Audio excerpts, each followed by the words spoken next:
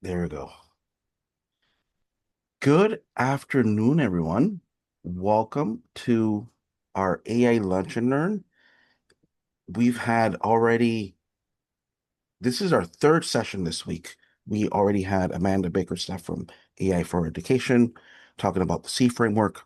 We had our very own Brianna Procharica that presented on synthetic media. And today we have uh, another excellent presenter here. His name is Matt Mervis. He is the director of Skills 21 and AI strategy at EdAdvance. Alongside co-host Elizabeth Rade, they lead the successful podcast titled Chat EDU, recognized by Forbes as number one in shaping AI in education last year. I personally recommend their work because of the lens and relevance it brings not only to education and also to adult education, but also to the college and career preparation, the workforce readiness, and the evolving role of AI across learning and work. Matt has provided AI guidance and training in Connecticut and across the US. And without further ado, just quick check-in items. Just put in the chat any questions that you have. I'll be monitoring the chat as well as we'll go back and forth with that. But without further ado, thank you so much, Matt, for being here and presenting for us today. Awesome. Thanks, Jose. It's nice to see y'all. It's nice to have lunch with you. I'm a big fan of Jose and the work that they do, and we work for the same organization, and I feel like we're doing our very best to lead on this topic across multiple audiences, including all awesome folks in adult ed. So yeah, we're going to talk about AI and literacy and careers. This is such an interesting space right now because certainly careers are yeah, it just depends on how you look at the news on any given day, and you look at the employment levels and job opportunities for kids and for adults. Before we jump in, I would love it. Those of you who no worries on the camera. If you got it on, that's great. We can hang out. It's nice to see each other. If not, all good. But I would love it if you have a second and there's a top of mind question that you have about AI careers, AI literacy. If you don't mind dropping it into the chat, that would be super, super helpful for me. Just because, I have lots of things to say. I'm 110 episodes into a podcast. I talk for an hour a week on this topic and train 3 hours a week or more, or sometimes 3 full days a week on this topic. So I have lots to say, but I'm really, really curious. What are the kind of top of mind questions that you have about AI, about careers, about AI literacy? Yeah, so if you don't mind, just drop a thought into the chat. That would be awesome. In addition to these very nice, lovely hellos that folks are doing as well. We see Shelton, we see New London, we see East Haven, all places I've been, which is cool. Yeah, so if you would, I'm just going to pause for a sec. If you don't mind typing in a question that you have, a question that's top of mind, could be a hope, a wish, a concern, an interest, a curiosity, but I would love it. Jose, they've all got access to type into the box, I'm imagining. So we'll just sit here for a second and have you do that. Don't be shy.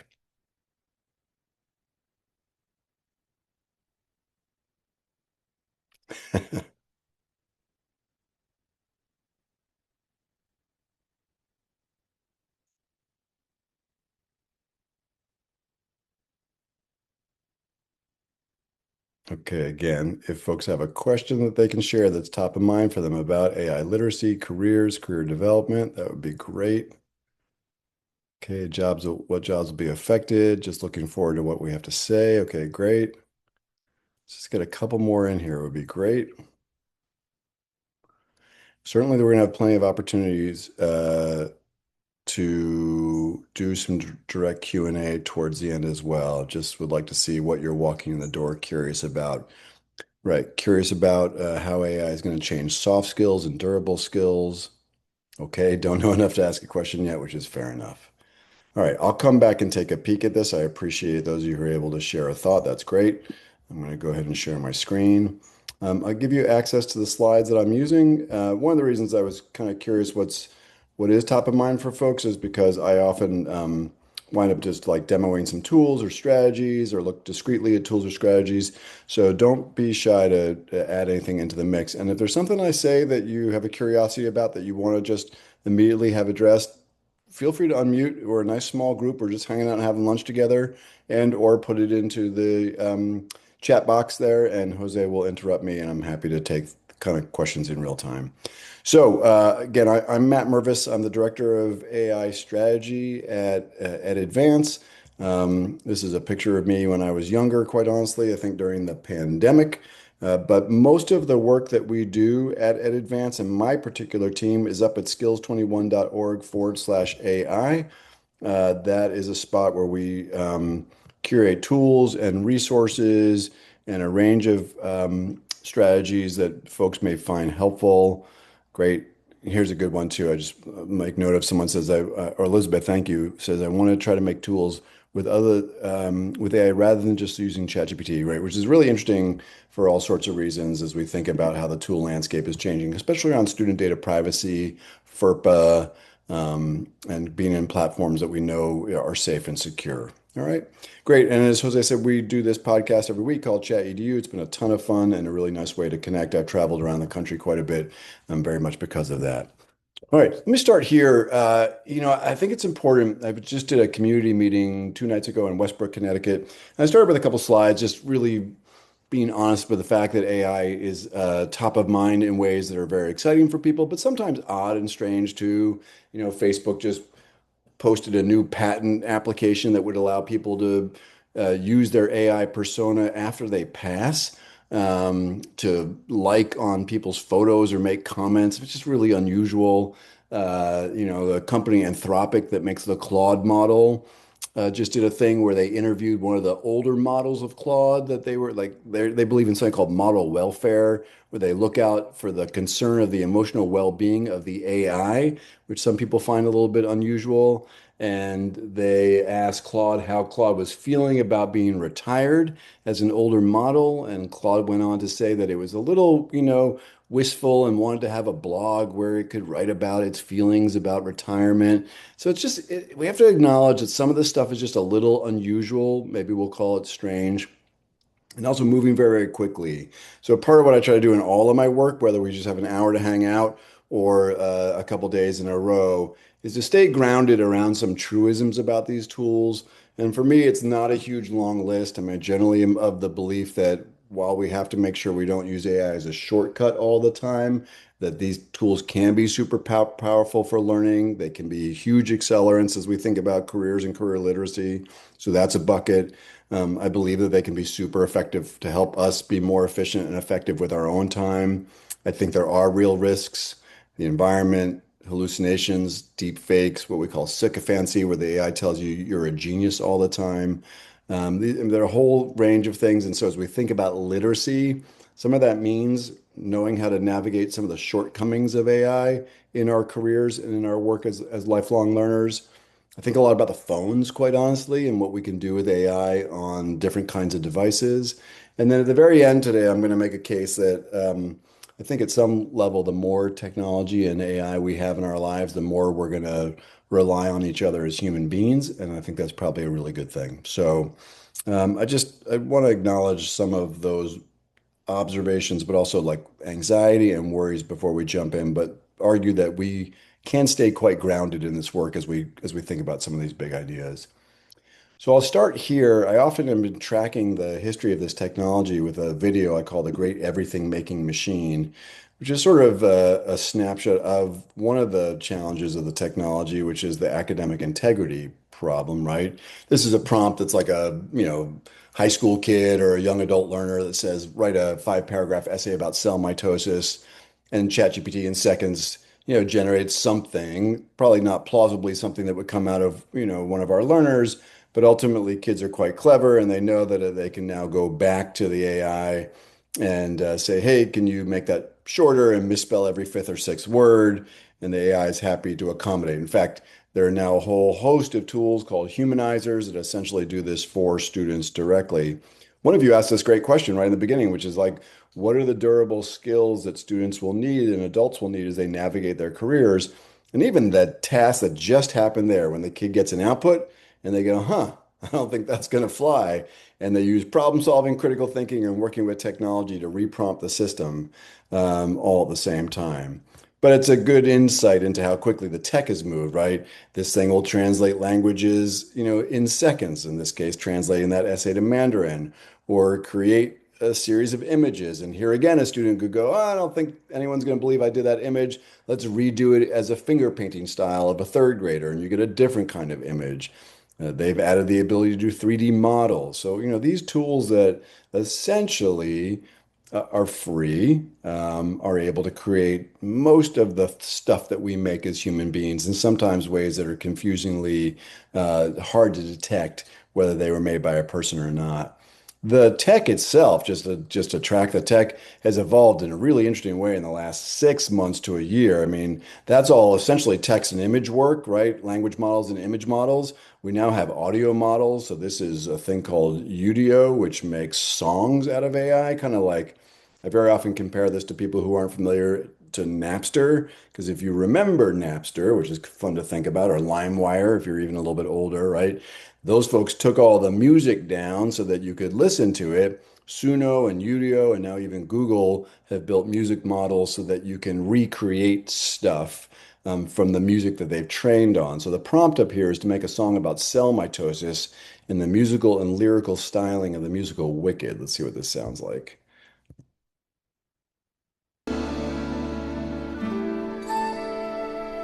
Cells divide, it's quite a sight, my dear. The magic's in how they split just right.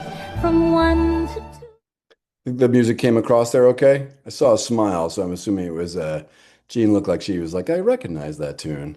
Yeah. So that's audio, and we have also spoken audio now and Notebook LM, which is a fascinating tool from Google. We also have video. This is a tool called VO3 that's been out for about 6 months now, actually almost a whole year. In this case, I've prompted the system just to say, hey, make a video of a young girl sitting next to her mom talking about something that happened in school. And in 42 seconds, I get a fully fledged video with all the appropriate kinds of, expectations and standards that we would have from a high quality video in this moment in time, right? Looks like this. Bro, my teacher made an AI text to VR today, and I walked right through the nucleus of a cell. I very much enjoy the mom in that video because she's just like, okay, neat. Let's move on to whatever good thing is happening on my phone. I also like that the kid calls her mom bro. It feels right on brand for those of you that have anywhere between. Jose, are your kids called you bro yet, or not My not quite oldest yet? does.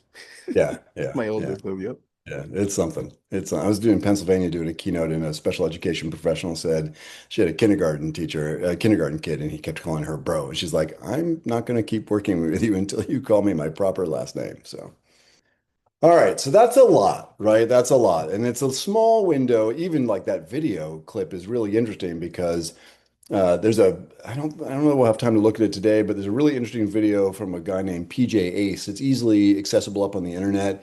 The product that he made the video for is a thing called Pupperman. But PJ Ace, you can find he's made all sorts of videos using VO3. So he's done the work individually as a talented videographer for sure. But he's done the work of multiple teams of people. So video projects that would take 10, 15, 20 people, $500,000, 3 weeks time, right, are being done by these tools and technology in a very short period of time.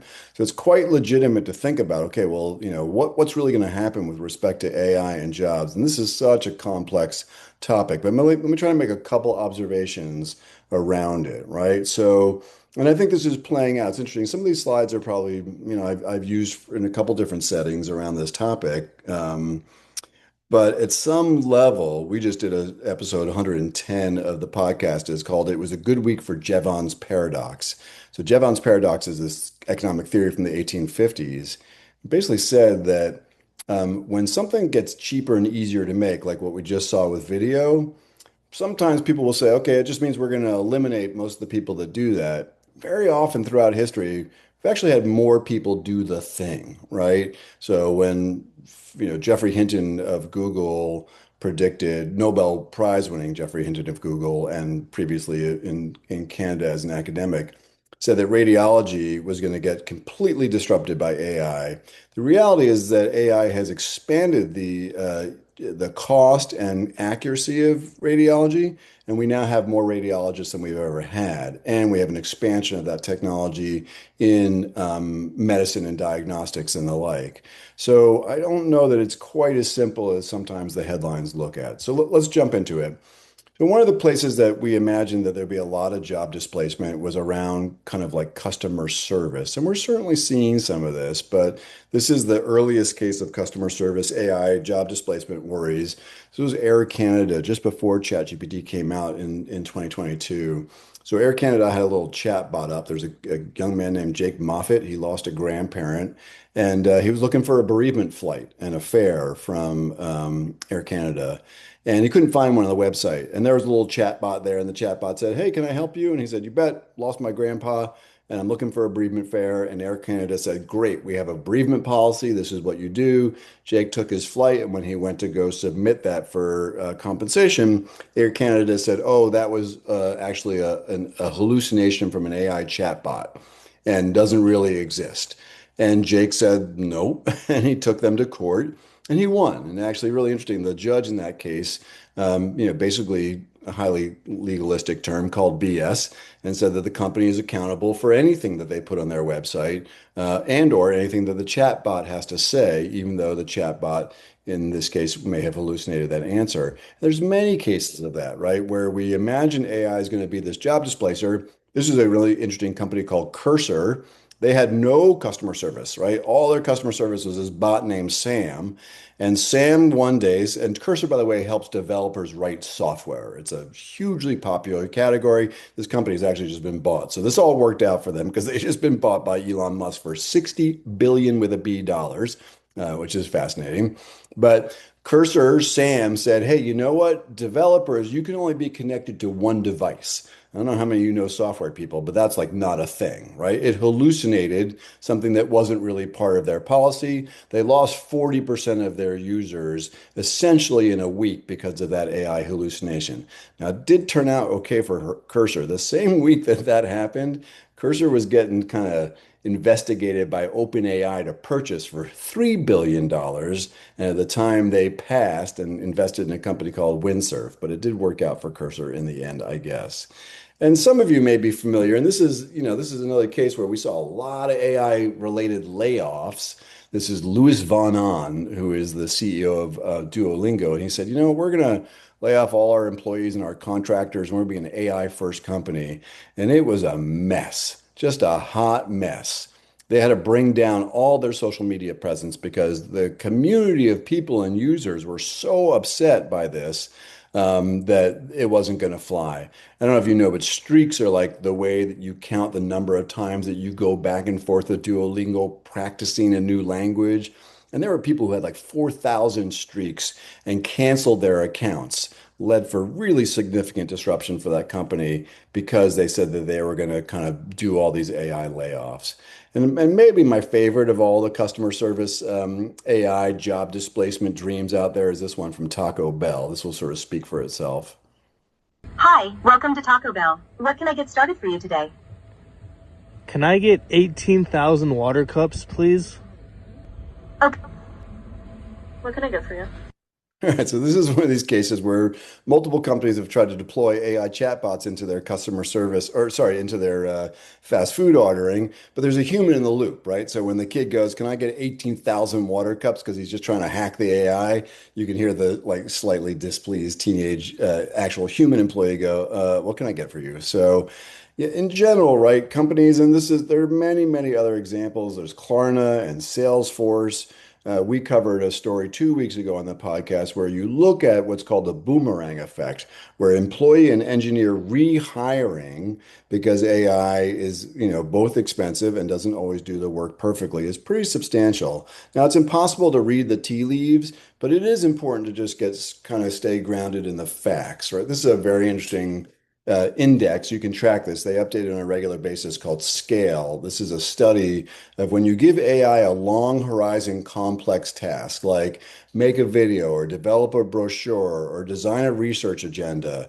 In reality, AI systems don't do brilliantly at those tasks. In fact, according to the initial scale index, about 97.5% of the time, AI couldn't handle these long horizon tasks. So, those of you who are thinking a little bit about, oh, is AI just going to come take all the jobs? It is way more nuanced than that. There are absolutely tasks that AI will do, and people need AI fluency. I don't want to say that this is like, just make-believe land. We absolutely need to be clear about it, but the apocalyptic, everyone's going to lose a job. Even Dario Amodei, who is the CEO of Anthropic, who is probably, that's the people who make Claude. It's the fastest growing AI model in the world. He most vociferously said there was going to be what he called a white collar AI job bloodbath, right? Last week, he was in the Wall Street Journal standing next to the CEO of Chase Bank, this guy, Jamie Dimon, and said, you know what? I think maybe this Jevons paradox thing is right, and we're probably going to see growth for developers and engineers over time. So I think it is nuanced, and the headlines can be tricky. Liz and I love covering. This is a fascinating company called Andon Labs. They keep trying to build these like AI systems as a test. So they try to build an AI vending machine. They have since tried to have AI run a store, like literally run a store in San Francisco. And last week we reported a story where they have AI independently on its own trying to run 4 radio stations. And if you want a good laugh about AI sometimes going sideways, this is a good way to track it. All right, so that's 10 minutes on, or hopefully less, on the reality that I think AI is not going to take all of the jobs. That said, right, there are some really important signals to track. So I've got 2 kids in their 20s. I think very seriously about what kinds of skills and habits and dispositions and AI literacy will they need to be successful in a world that is dominated by this technology. And I think there's some important things that we can hang on to there. One is, this is a quite interesting study from a guy named Eric Brynjolfsson. It's called Canaries in the Coal Mine from Stanford University. And he just paints this very interesting picture about, and even these stats have changed a little bit from last year's graduating class to this year's graduating class for traditional college seniors, right? So kids in their 20s, where in some areas that are highly exposed to AI, like computer science and coding, there were some important signals that there was stuff going on to those labor markets, and it was a little tougher for kids in their 20s to find jobs. And there's pretty significant retrenchment in computer science degrees and enrollment in computer science programs. Some of that has shifted a bit, but one of the things that Brynjolfsson points out, and maybe this is the first important signal of AI literacy, right? He points out that older adults, folks of my age, or anywhere between, Jose's a young guy in my agency, I'm an old guy, but anywhere in between the two of us, right? That the way employees use AI winds up having a lot of determination on their career growth in their organizations. And I'll point to another very helpful frame from a guy named Andrew McAfee at MIT. And he argues that you can boil down all of your AI use to these 3 buckets: using AI as a clerk, using AI as a colleague, and using AI as a coach. And to distill it down, as a clerk, very often you're saying to the AI, hey, just go do this thing for me. Help me write this email. Help me respond to this customer.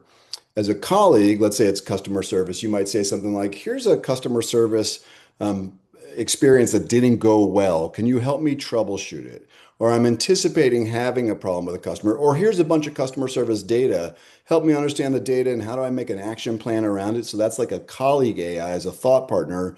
And coach is like literally using the AI to help you grow. Like help me practice maybe using voice with my AI with my phone. Help me practice a customer service interaction so I can get better at it. And so Brynjolfsson noted that for folks in their 30s and 40s and 50s, those who used AI as a colleague and as a coach saw a lot more job security in their career pathways than people who simply used AI to outsource tasks. It doesn't mean that outsourcing tasks is like a no bueno, you should never do it. He's just pointing out that people who used it in these more sophisticated ways were seeing more depth in their careers. I think that's a critical signal. And honestly, we could boil like maybe 40% of AI literacy, like working with these tools down to that foundational understanding. Those of you who might be, let me just bounce out of here for a second. Any of you who are using like ChatGPT or Gemini, but the personal version of Gemini where you have memory turned on, or Claude, some AI system that knows you relatively well. I'll drop this into the chat thread. This is the Skills 21 page, where the team that I lead. We maintain a pretty big prompt library off of this page. And one of the very interesting prompts I think on this page is called Prompt Review. It's not the sexiest title, but nonetheless, let me click on that and you'll get a sense of why we're going here for a second. So this is designed as a prompt that I put into an AI system. And I say, hey, based on what you know about me, how often am I using you, AI, sorry for being anthropomorphic, as a clerk, a colleague, and a coach? And give me examples of when I use it as a clerk, a colleague, or a coach. And help me figure out how to grow my colleague and coach kind of portfolio. So I literally we can try this in real time. So here's this like clerk, colleague, and coach.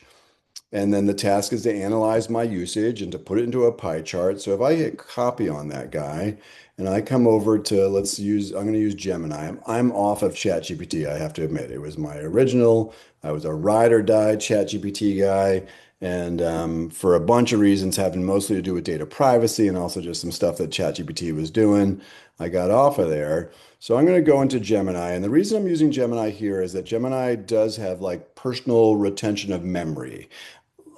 Jose and I, again, like I'm going to just use us as an example. We both work for EdAdvance. It's a public institution. When we use our public Gemini accounts, Gemini respects our data privacy to the point that it doesn't really know anything about us. For this prompt, that's not super helpful, right? So I can kind of hand on over to my personal one. So it says, great, here, Matt, I've looked at all our interactions, all our hundreds of thousands of chats, and where you're clerk, colleague, and coach. And here's a interesting ASCII analysis of it. Sometimes it puts it in a pie chart. Sometimes it goes a little nerdy and tells me that I'm a colleague 50%, clerk 35%, coach 15%. Here's examples of clerk. I'm drafting curriculum outlines. I'm designing instructional templates. Here, colleague, I'm evaluating this very interesting kind of framework called SAMR, which is about screen time use. I'm looking at structural data, so you can kind of see the pattern. What am I doing? I'm a coach, simulating interactive feedback sessions for high-stakes educational keynotes. Well, that's fair. I do a lot of high-stakes educational keynotes, so I must use Gemini in that way. So yeah, I mean, I sometimes feel like we overcomplicate things in our world, and I would say when it comes to AI literacy, this Brynjolfsson study is super helpful. And one of the big takeaways for me is that as adults, and as young adults who are entering the career world, if we can get better at understanding how we use AI in these three domains, it will serve us well. And if we can say to an employee or employer rather, hey, I know how to use AI to, automate an email process, but I also know how to use AI to analyze data and come up with an action plan, these colleague and coach modes, or I'm really committed to improving my Spanish language fluency. And so I use AI every day to help me build my fluency skills. Those are really good examples of showing how you can use AI in ways that I think really expand this kind of literacy. So clerk, colleague, and coach, I think it's very much worth hanging on to. You'll notice, by the way, in our prompt library, if I were to go anywhere else in this thing, the entire prompt library is organized in this clerk, colleague, and coach frame. So clearly we are obsessed about it. All right, I promised I would put that into the chat thread, so let me not miss that promise. Jose, you're the best. He beat me to it. All right, cool. I think we can say things that are a little bit more tactical beyond clerk, colleague, and coach, though. So let's do that.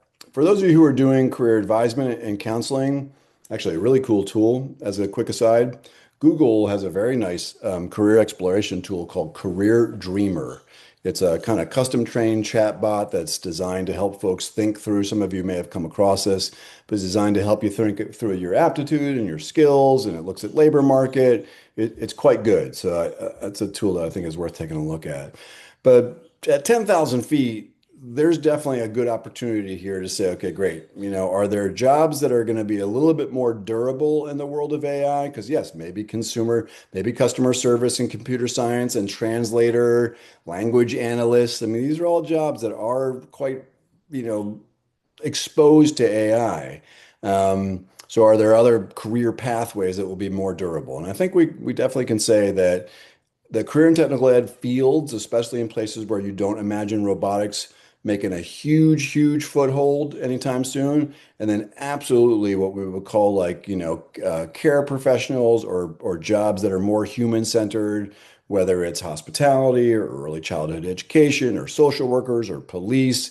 I mean, just these places where the human to human role is critical, I think is just a worthwhile signal as we think about our own kids and we think about our young adult learners and our older adult learners as well as they think about this kind of reality. And it is fair to say, as much as I'm arguing that like I don't think AI is going to take out all the computer science folks, it's not going to take out all of the lawyers and entry-level accountants. It's important to look at the tools and make some honest assessments and judgments about what's going on.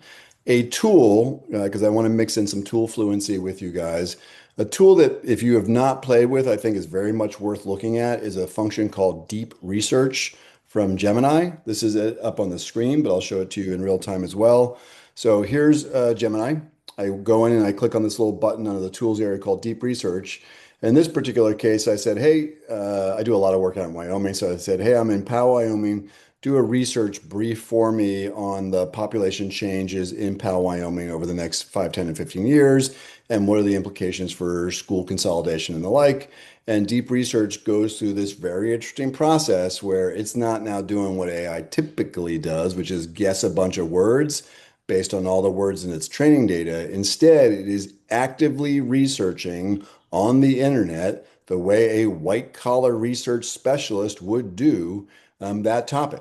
It reviews websites, it discerns whether they are high or low quality. And when it's done, it writes, and I'm talking done in like 4.5 minutes, it will write a 15-page, highly cited research report about that topic, right? I could then take that, which I do all the time, and move it over to Notebook LM. And then in Notebook LM, I might have it develop slides and infographics. None of this stuff is hallucinated because it's coming from two tools, Deep Research and Notebook LM, which are tools that I turn to because I know that they aren't going to quote unquote hallucinate, which is when the AI makes stuff up when it's guessing words, right? So it's hard not to look at those two tools together. And here I can back out just to make sure you can see them in real time. So here I am in Gemini. In Gemini, they just move stuff around because they did Google I/O yesterday. So we'll see if I can find where everything is.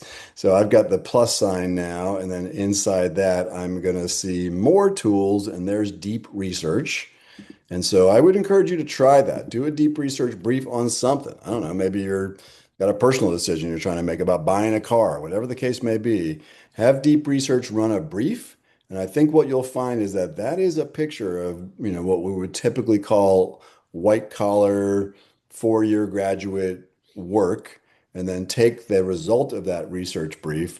It is so funny. Like there literally used to be a label yesterday up here called My Stuff that they took away. And My Stuff had like all of your deep research briefs. I'll have to go figure out where they put that if I wanted to show you another one. But you could do that deep research brief and then bring that over to a tool called Notebook LM. And inside Notebook LM, you could have it create. So here's an unusual Notebook LM. This is our employee HR manual at the agency where Jose and I work. But I could have it turn that research brief into an infographic or a set of slides or a podcast, right? And so this is a picture of like, some high quality professional work that's being done quickly by AI. And so then the question becomes, where's the skill set for the employee? And it's one of the things that one of you asked in the chat in the beginning, and I appreciate that you did. So let's think for a second about that demographic study, because that's something if you work in a public school district or you work in a municipality, your public school district does that research study every 5 years. And they pay some firm $20,000 to do that.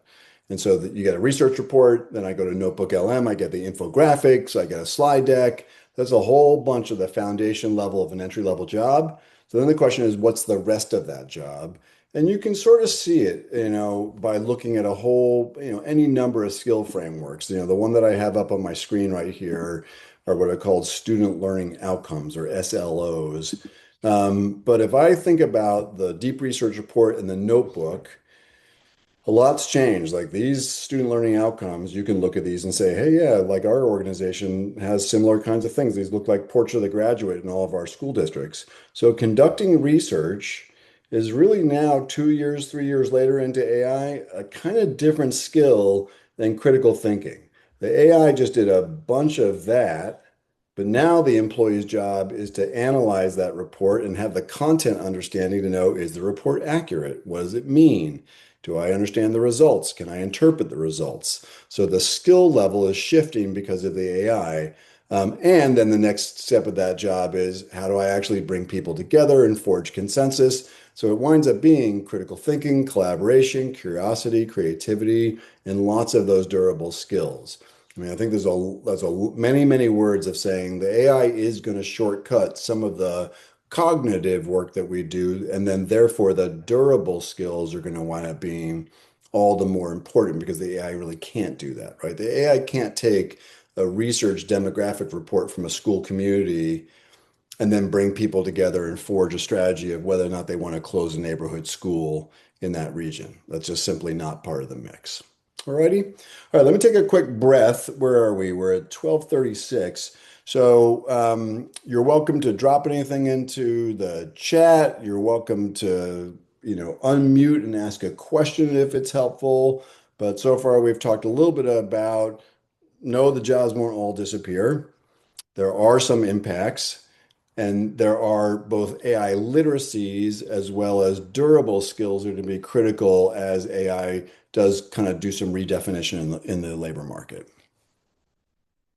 So no, not forced, but you're welcome to unmute, ask a question, and or drop anything in the chat if you would like. There was a question in the chat when you were talking about on Gemini. Yep. The question is, I use Copilot. Is that an okay option? 100%. Yeah. So, I mean, the quick read on all the AI tools, and if again, if you're like my vintage, you might remember Ask Jeeves. They actually just retired. Ask Jeeves, which was eventually distilled down to Ask.com, was after all these years finally just shut down, which is crazy. And somebody probably buy it and put it back together. But if you think about Ask Jeeves, at the time we had Ask Jeeves, we had Jeeves, we had Google, Yahoo, Lycos, AltaVista, Mama.com, Dogpile, on and on and on and on and on. And we are kind of at the Ask Jeeves chapter of these AI, what we call models or frontier labs. So that means we've got Copilot from Microsoft, we have ChatGPT from OpenAI, we have Claude from Anthropic, we have Gemini from Google, we have Grok from Mr. Musk. That's kind of the landscape, right? You got Perplexity in the mix there. Um, the two that will fly in school settings, public schools, adult education centers, and the like, are going to be Gemini from Google. I guess it's not a shocker, and Copilot from Microsoft. So yes, 100%, Copilot and Gemini would be FERPA compliant, good bets. The reason I typically do most of my training and orientation and examples around Gemini is because most of my schools use Google. The one distinction, and it's funny, I do a lot of work with workforce investment boards, and the WIBs are almost exclusively all Microsoft Copilot sites. And I just have a WIB that we're doing some work with right now, Workforce Investment Board, on this tool, on Notebook LM. And it is simply because there is not a Microsoft equivalent. And so some Microsoft shops, some are getting like Notebook LM licenses and then federating those with their Microsoft sign-on. And I'm kind of a fan of that. I hate having people spend a bunch of money on anything. But if I had to add one thing to the Microsoft ecosystem, it would be Notebook LM. This is a remarkable tool for sure. And if folks haven't spent a lot of time with it, I'm happy to dig into it a bit more. Thanks, Jose, for sharing that. Any other questions that are in chat or anybody else wants to unmute or ask anything so far? No, we doing okay? Oh, I have a question. Please. They knows I always have questions. Listen, if you've got those ears, you can ask anything you want, Elizabeth. I love that. Usually I turn that off because I'm eating too, and I'm like, I don't want people to. But then All I'm good. interested in this one. I want to have the human fish. I appreciate it. So what's up? Okay. So one thing is like, what are some of those other uses or tools for AI that kind of we're not thinking about? Of course, we think like, ChatGPT, like that's the big one for me, and kind of more the like the, you know, the chat models. But like, what are some other things, I don't know, that we're not thinking about? Oh, besides chatbots. Yeah, and yeah, Sure. especially Sure. And some that's that are just go ahead. Some that are what? oh, just like okay. So I want to know some that are just generally in use now, and then some that might like have potential for the future, Okay, cool. Yeah, you bet. So let me just pull up a different slide here real quick, and this will help frame that. And this is a great question because it's very much also about AI literacy. And I think it's in this case, it's kind of like understanding where the what the big buckets are. Like, what are these types of tools? And there's two ways to look at that. One is what are the tools we're not thinking about? I'm probably more like in what are the buckets of strategies within tools that we're not thinking about. And that sounds kind of cryptic, so let me say that in more detail. One concern I have about the field in general in education and in corporations is that there is a huge proliferation of AI tools, right? There's like Granola and Firefly. I mean, even just in the Zoom recording space, there's 100 tools. And then you're going to start seeing like AI agents to do all sorts of stuff. And my 2 cents, and take it or leave it, is that 98% of it you can ignore. I think that the features, I'll say, or the what I would going to call the buckets of tools inside one of the frontier labs. So that would be ChatGPT, Claude, Gemini. I mean, they're all basically the same, these frontier labs or models. You're going to be able to do everything you need to do. So, like a good example is a really cool tool called Gamma. Gamma is great at making like AI slides, right? There's a really cool tool called Napkin. Napkin was really great at making infographics. The reality is that the big players knock those tools off every single week. So inside Gemini or Copilot right now, I can essentially go to Gemini and say, hey, make me a slide deck about X, Y, or Z. Boom, I don't need Gamma anymore. In Notebook LM, I can say, make me an amazing infographic on a particular topic. Boom, I don't need Napkin AI anymore. So I am a huge proponent of get really good at one of the big frontier models and all the tools inside those models. And Notebook's a little weird, right? Because Notebook and Gemini are Google tools. It's just that Notebook is like its own little Google, animal. They're like two horns of Google's AI. Probably shouldn't give it a devil equation, but there's two sides of Google's AI system. But I mean, know all the stuff inside Claude if that's where you are. Know all the stuff inside ChatGPT if that's where you are. Know all the stuff inside Gemini. Because inside those frontier models is everything you're going to need. And they're going to knock off the 50, 60, 100 other tools that, someone else wants you to pay $8 a month for. So and this wasn't true a year ago, by the way. Like a year ago, I was running all sorts of training on Gamma and Napkin AI because I thought they were cool tools. I was predicting they'd eventually go away, and that turned out to be right. Yeah, because there's just everything that you're going to want to do, you're going to want to be able to do inside those systems. All right. So that's the preamble on try to save your money. Inside the systems, this is also important for kind of like understanding AI literacy and careers, is the evolution of these technologies. So level one were these chatbots, hey, like what I just did with that clerk colleague coach thing, classic chatbot. Like, here's a big prompt, give me feedback based on what you know. It was kind of meta, but nonetheless, it's just chatbot interaction. Level two are what are called reasoners. This, by the way, was OpenAI's like secret roadmap that they either leaked to themselves or somebody leaked for them. So level two are reasoners, where I'm having AI do more than just chatbot. It's reasoning. It's solving hard problems. So let's say you've got like an adult ed scheduling problem, and you try to throw that scheduling problem into a chatbot. You like throw some Excel files at Gemini or Copilot and say, "Hey, try to solve this scheduling thing." It generally is going to choke. But if you change one little thing, which is the model type, which is what's called a reasoner, it could get a whole lot better. You just have to know that that's there. And then the third level would be these like what we call agents. And this is where I think your question is kind of going. Like, so yeah, so chatbot is a chatbot. That's cool to know, right? And I can show you examples of agents. Let me just get out of here. Where's my little thing? Got trapped and show. All right, so if I come back to Gemini, for instance, and this is true inside Copilot as well. And again, they just moved all this stuff around, so I got to find it. So let me make sure I'm in my right account type. Yeah. So here I've got Flash 3.5. That's the chatbot. See this 3.5 Thinking and 3.5 Pro? Those are reasoners. So if I was saying like, oh, here's this really hard adult ed scheduling problem, and I'm going to go ahead and I'm going to throw a bunch of files that I have either from my Google Drive or Excel files, I would want to go to a thinking or a pro model. And if you're in a free account, you're probably going to be in thinking mode, right? To get that done. So that's a good example of like knowing how to do stuff inside the models. Don't go learn other things. Just get good inside the models. This plus sign right now in Google is a pretty good example of all the stuff that you can do, right? Amazing things that we can do with images. We can do video. Canvas, I'll show you in a second. I can write software inside that thing. Deep research, we just talked about. That's where I'm having the AI do these like high quality research briefs for me. So these are all like little twists on the chatbot, but important features. And let's just use Canvas as a quick example, right?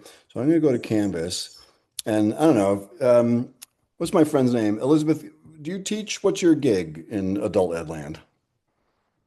I go by Liz, just What's we're that? interjecting. I go by Liz. Oh, sorry, Liz. So No, it's yeah. what's your Okay, role? so I'm digital navigator at Norwich Regional Adult Education. Yep. So public school adult education. Yep. And it's kind of new of this year, last year, and I don't have a lot of direction. Okay. You know what I mean? It's pretty much probably I'm kind of creating my own All right. So position. you're a Yeah. digital navigator, right? Okay. So what I do is push-ins and then like appointments with like students who have questions or want specific help. Great. Um, Awesome. Perfect. yeah. I So do have look, another point because I think you might end up answering it together. And so yep. the reason I was asking that, and I said the tool one before, that was me. Hmm. Because I wanted to try to do some projects. Okay, my thought for high school was maybe North Star for the basics and to focus on AI next year, Hmm. and to try to do some projects where the students are putting together the AI tools to do something, to get the Yeah. thinking of how they can use them. Great. So that's where I'm Perfect. going with it. Perfect. So I think again, I wouldn't learn anything outside of one of these frontier models, but as you think about those kids, right? Let's say there's a topic they need to work on. I would absolutely have them. This is a little tricky because Google hasn't totally opened this up for students, but like older students, they could. So deep research winds up being this real under more tools is really important place where they can like get high quality research on something that they're doing, not hallucinated. The image tool is a fantastic environment for them to begin to understand how they can communicate visually around that work. Maybe for them, or maybe they want to build actually what we would call like vibe coding. So now I'm going to come over to Canvas and I'm going to click on this and say, um, please build me an interactive website that's going to help my students brainstorm ideas for a project that they want to do this coming year, focused on their careers. My kids are really into like Sherlock Holmes investigation, so make it like a mystery they have to solve.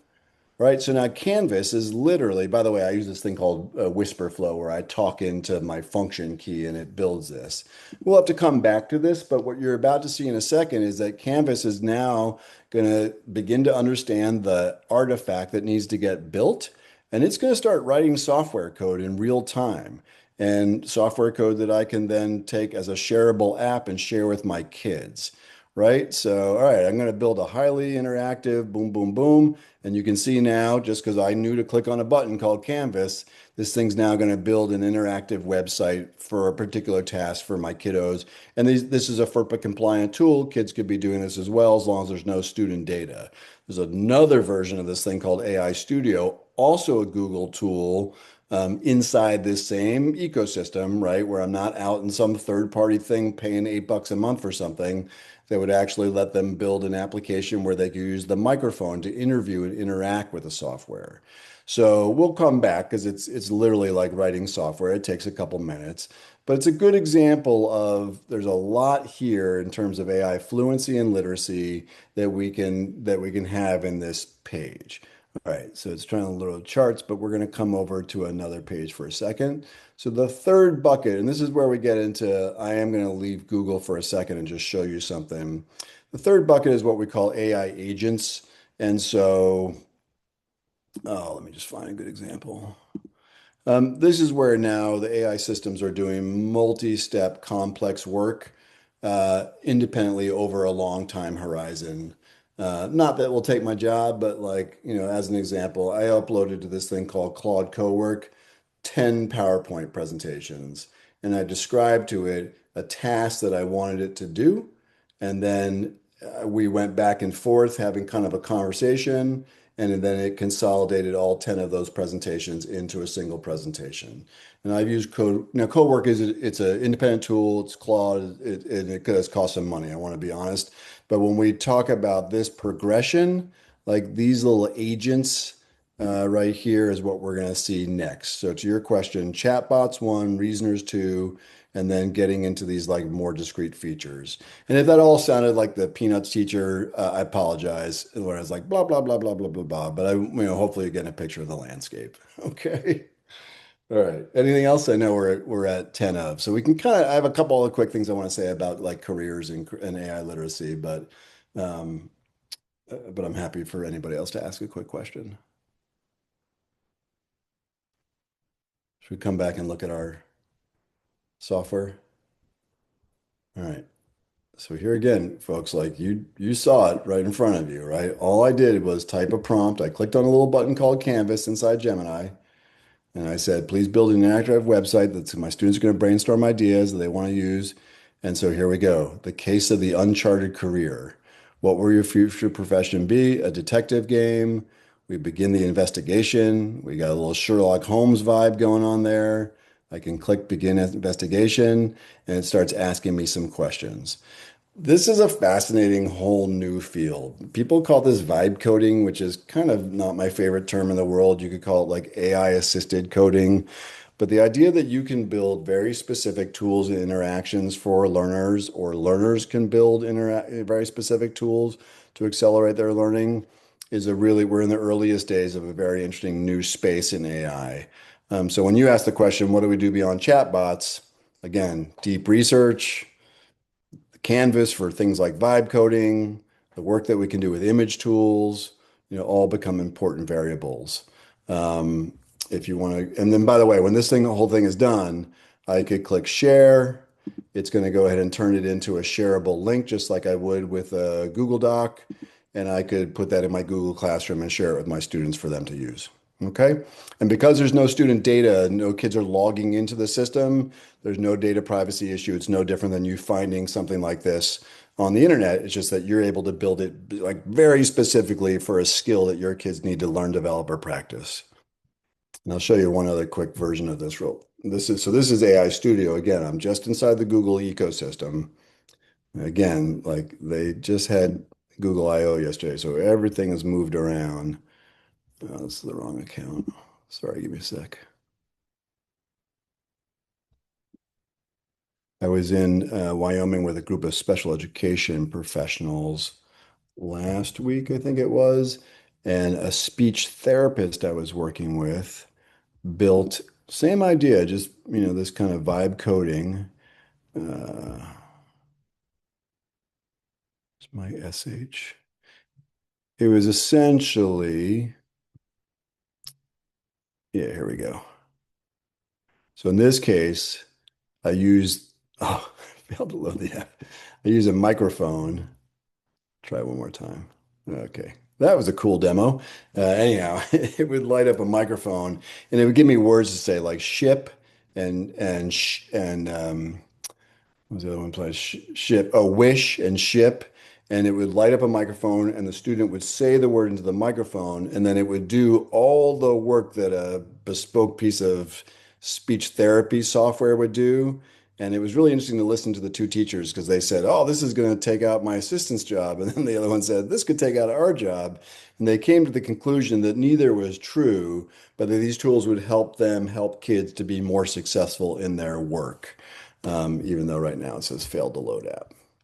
All right, real quickly, let's just say a couple other things about the topic so I feel like you didn't get cheated here. This is, I think I'll end kind of on this and one other idea. So this is just the homepage to a course that we run. This is nothing promotional, but if one of my deliverables to you was to say like, what is AI? What does AI literacy look like? And so because we had to articulate it for kids in our course, this is the easiest way for me to distill this down. But for us, AI literacy looks like I'm going to stick right by that clerk, colleague, and coach thing. I think that's really important. In fact, it's one of the activities that we do in like our prompting pros. But I would want kids to understand and young adults to understand and adults to understand like what is AI and where is it going? What's a language model? How's it different from machine learning? So just like some content understanding, a bunch of stuff about how to prompt and be effective in prompting, knowing how to navigate a range of risks, bias, deepfakes, hallucinations, right? And none of this is like secret mojo. There are very discrete tools and strategies that we use around all of these things.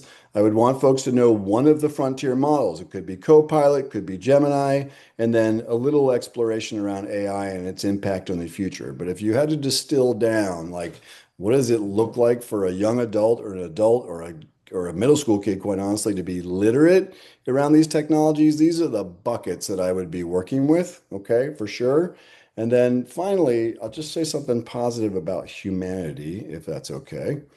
So we're going to see more of this stuff. There's just no two ways about it. The commercial interest of companies and everybody else. So I don't know if you've all heard this guy. Oh, kick them rocks if you don't like how I talk. I'm gonna keep on talking and walk my way. I don't really know who that is. It looks like Ben Affleck, but that is the number one country song in the United States right now. It's an AI generated song. The number one gospel song in the United States right now is an AI generated song. Like we're going to see more AI slop. This was Coca-Cola last year, Coca-Cola 2 years ago at Christmas time.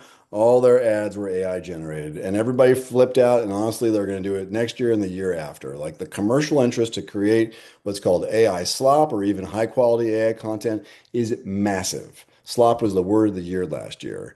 The good news, in my opinion, even this is like makes people crazy. Right here, let's lay in just a little whisper of light following the top of that 6. See how it dances?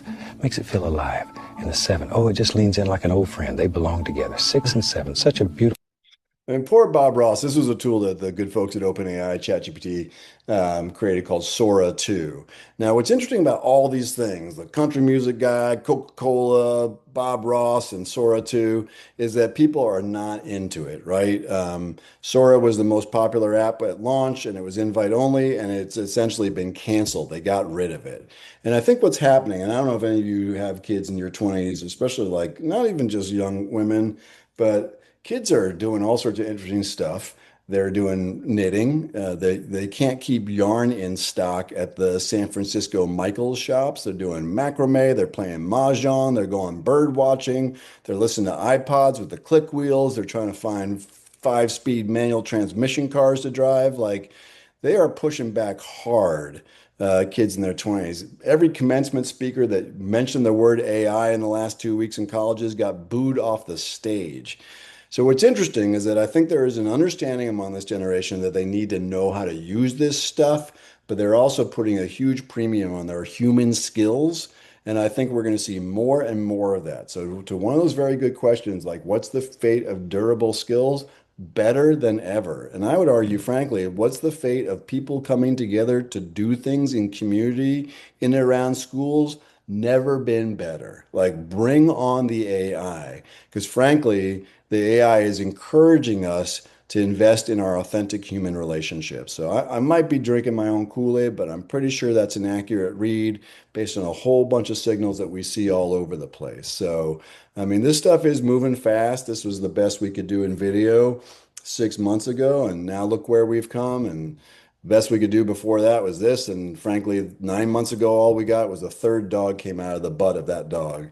So it's moving quick, but I'm pretty sure if we just hang on to some of these big rocks, these tools can be helpful for learning. We got to navigate some risks, got to focus on AI literacy, invest in humanity. I think it's all going to be okay. All right. Somehow I got us to 1 o'clock without taking a breath here and giving you another chance to say something. I'm happy to hang around for a second if it's helpful, if there's any other questions, but I just thank my colleague Jose. He's fun to work with, and I appreciate the opportunity to visit with you guys for an hour. Absolutely. One last thing. I know we'll have the recording of the presentation, but I saw that your PowerPoint had like over 60 slides. So is there any way we could get the PowerPoint as well? 1000%. I'll drop it in Okay. right now just so you have it, but Jose can Yeah. send it around too. And maybe he'll send around the link to the podcast as well. I'll tell you what, that's my trade. Oh, okay. Happy to give you the slides. And if you're a podcast person, check out Chat EDU, which is easily findable on any of the old podcast channels. Okay. Sorry, I said I was going to drop in the thing, and now I gotta somehow have lost access to it. Jose, are you fine if I give it to you and you send it out? The presentation, yes. I posted the link there for the podcast. We have it on the website too. I'll probably do like a little rundown of what we like uploaded on the website, so that way you guys can access all of this. But the link to the Skills 21 where you could check in for the pod. Is that the best link to share, Matt? Yeah, and actually, I did just fine. I just had to change my screen, so here are the slides as well. But yeah, skills21.org/podcast, skills21.org/AI. Any of that stuff is fine. And by the way, Jose is just the best, like, filter and curator out there. But if anyone has, I'll just drop my email in there, edadvance.org. Why do we have such a hard email address, Jose? So my email's there. If anybody's got a question, you're welcome always to reach out and loop Jose in just so he knows what you're thinking about. Okay. Cool. Awesome. Thank you so much, Matt, for, as always, you do amazing presentations. So I really appreciate it. Yeah, my pleasure.